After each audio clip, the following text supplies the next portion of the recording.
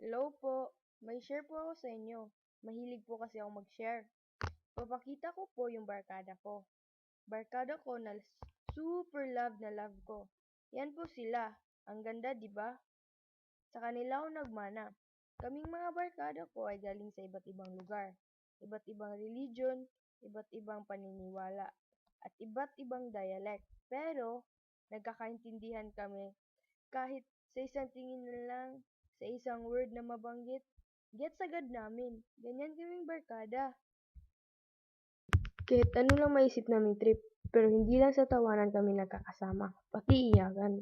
Nagdadamayan kami, nagtutulungan pag may problema, para maging masaya ulit. Tulad din sa ibang barkada, na-experience din naming mag-away-away o misunderstandings. Pero, yan lang ang way na para mag-strong lalo yung friendship namin tapos basta may ganyan, malunok talaga namin ang pride namin. Kasi ayaw namin lumaki. Ganyan kami mga magbabarkada. Minsan nga, nagdadama na lang na nag-away-away kasi walang ibang maisip na trip. At nagpapasalamat ako kay God na na-meet ko sila. As in, super pasasalamat. Hindi ako makukumpleto at magiging ganito pag wala sila. Marami akong natutunan sa kanila kasi true friend talaga sila. Ewan ko nga ba't kami nabuo kahit marami kaming pagkakaiba. Pero nalaman ko na ang answer ngayon. Jakachi po yung name ng aming barkada. Jakachi kasi Jam, Ana, Kena, Ira, Cheng, Haya, at 8. Kaya po naging Jakachi. Ngayon po, ipakilala ko po sila sa inyo isa't isa. Yan po si Anissa Jamela Alonto Langko, pero tawag po namin sa kanya Jam. Siya si the best mom. Sa unang tingin mo sa kanya, kala mo mataray. Pero pag maging close mo, mas grabe pa sa magulang mo mag-care. Tapos kung mag-advise, wagas. Ayaw na talaga may mangyaring masama sa'yo. Tapos pag sad ka, bigyan ka na niya advice para hindi ka na maging sad. Siya talaga yung best mom. Lagi siyang andyan pag may problema ka. Kaya laking pasasalamat ko kay God na friends kami. Siya yung first ko na close sa corpus. Pagpasok niya pa lang, tinawag ko siya. Kasi alam ko new student siya. Kasi naman nag-uniform first day. Tapos naging seatmate kami. Tapos lahat at about sa family ko, alam na niya. Siya talaga yung friend mo na supportive talaga. Example, kung wala kang ganito ganyan. Kung meron siya, ipahiram niya talaga. Kaya best mom. Ang the best mom ng barkada, Jam. Yan si Ana. Ay, joke. Yan si Ana Jamela Zoraida Sarangani Balindong. Ana tawag namin sa kanya. Pero pag sa bahay nila, Yas or Yasmin. First day, akala ko talaga Koreana. Koreana na nagamaranaw. Nalaman ko lang na hindi nung sabi ni Jam na magpinsan sila. Tas si Ana yung unang nagsama-sama sa amin nila Jam. Si Ana ang mayaman sa barkada. Haha, joke. Si Ana ang honors sa barkada. Talino ba? Sa kanya kami palagi makihitch. Si Ana naman, minsan kala mo bad mood, hindi pala. Tas minsan, pagtripan ka pa niya, akala mo galit. Yun pala, hindi.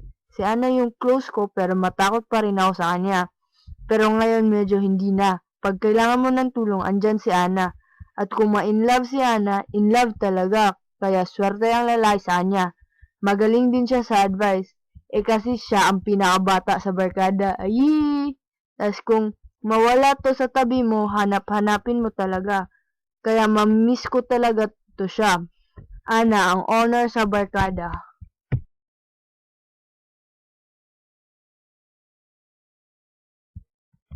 Siya si Kena Maris Garcia Araneta.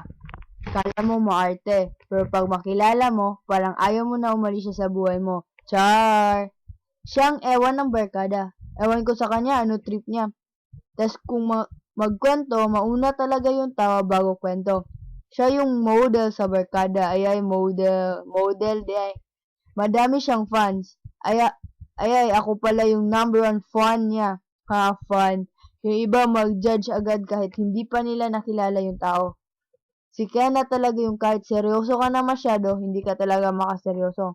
Kahit tanong gawin mo, hindi ka talaga makaseryoso pag siya kasama mo. Parang wala talaga siyang problema. Pero pag about kay God, dun na magseryoso. Grabe ka God-fearing si Kena. Basta hindi mo makakompleto ang barkada pag kulang ng isa. Siya si Kena, ang ewan sa barkada. Ito na. Ito si Johara Galo Pakod.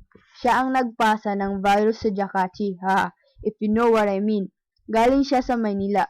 First day pa lang, mapansin mo na talaga siya. Attract na attract ka talaga sa kanya. Itong taong to ay magbigay saya sa'yo bawat araw. Papatawanin ka talaga niya. At gaano ka kasad, mapapatawa ka talaga niya. At pagkasama mo siya, hindi ka talaga matatakot pag may mag-away sa'yo. Kasi siya yung aaway.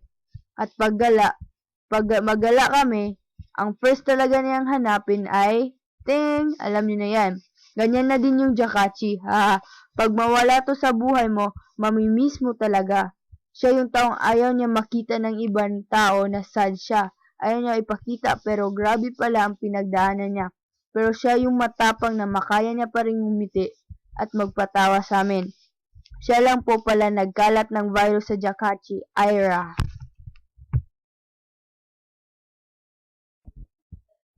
Yan si Hazel Joy, akala iksi. Si Cheng. Si Cheng ang mahinhin sa barkada. Mahinhin daw. Si Cheng ay mabilis lang maiyak. Tulad ng manood lang ng sine, naiiyak na siya kahit hindi pa nag-start. Si Cheng ay mahilig ano na yun? Si Cheng ang kaibigan mong laging andyan pag kailangan mo ng tulong. Si Cheng ay hindi mahilig sa pulbo. Hindi siya nagalagay ng pulbo. Hindi madaling magalit si Cheng. Kahit pagtripan mo, hindi pa siya magagalit. Kasi alam ni Cheng na wala lang. Si Cheng ang madaming admirers. Cheng, daghan na ba? Kaya mag-ingat ka na, Cheng. Si Cheng kahit may problema, makaya niya pa rin tumawa. Yan pala si Cheng, ang mahinhin sa barkada.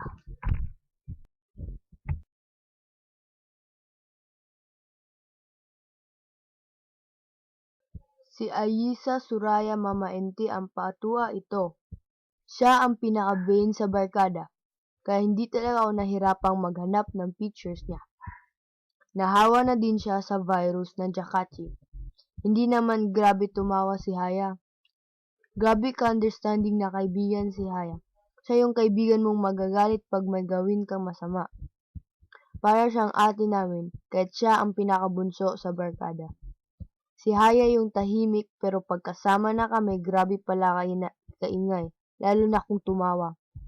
Tas basta mag-picture, lagi talaga siyang andyan. Si Haya, akala mo tahimik, seryoso. Pero mali pala, ingay-ingay pala, ha. Si Hangaya nga pala ang pinaka-vain sa Jakachi. Sila po yung barkada ko. Kaya pag kulang ng isa, kulang talaga yung happiness. Kaya sana, balik na kayo please sa second sem. Sana walang kalimutan ha. Kung may maartista man, pa-picture na lang. Ginawa ko po tong videong to dahil gusto ko pong magpapasalamat sa kanila. Dahil pinasaya at binuo nila yung 4th year life ko. Kaya salamat Jakach. Gabi po sila ka-importante sa buhay ko. Pero ngayon po, kulang na po kami kasi nag-iba ng school yung tatlo. Pero, nag-uusap pa rin kami sa phone. Pag may time, mag-conference po kami. Kaya hanggang dito na lang po. At salamat din po sa inyo sa panonood. Salamat, ingat po kayo palagi. God bless. Trust God forever and always. Ako po pala si 8. Salamat.